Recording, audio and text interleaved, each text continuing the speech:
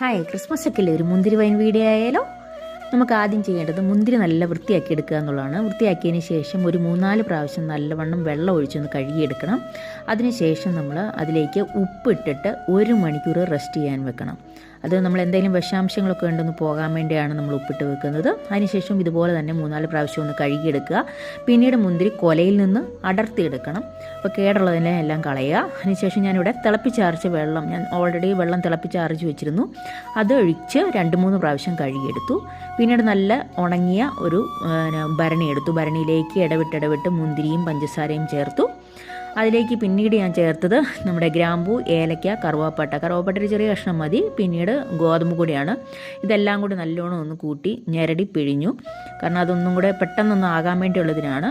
അങ്ങനെ 1 കിലോയ്ക്ക് 1 ലിറ്റർ വെള്ളം, അത്രയും ഞാൻ തിളപ്പിച്ചരച്ച വെള്ളമാണ് ചേർത്തത്. ഇതെല്ലാം കൂടി കൂട്ടി മിക്സ് ചെയ്ത് നല്ലവണ്ണം കെട്ടിവെച്ചു.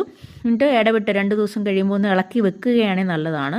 കാരണം അതെല്ലാം മിക്സായിട്ട് നമ്മുടെ പഞ്ചസാരയൊക്കെ ഓക്കെ ആണോ എന്ന് മനസ്സിലാക്കാൻ വേണ്ടിയാണ്. പിന്നീട് ഒരു 28 ദിവസമാകുമ്പോൾ നമ്മുടെ വൈൻ റെഡി ആയിട്ടുണ്ട്.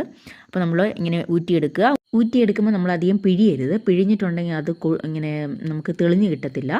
എന്നിട്ടിത് 2-3 ദിവസത്തേക്ക് നമ്മൾ അനക്കാണ്ട് വെക്കുക. പിന്നീട് നമുക്ക് കുപ്പിയിലേക്ക് ഊറ്റി മാറ്റാം. അപ്പോൾ നല്ല അടിപൊളി വൈൻ റെഡി ആയിട്ടുണ്ട്. Thanks for watching.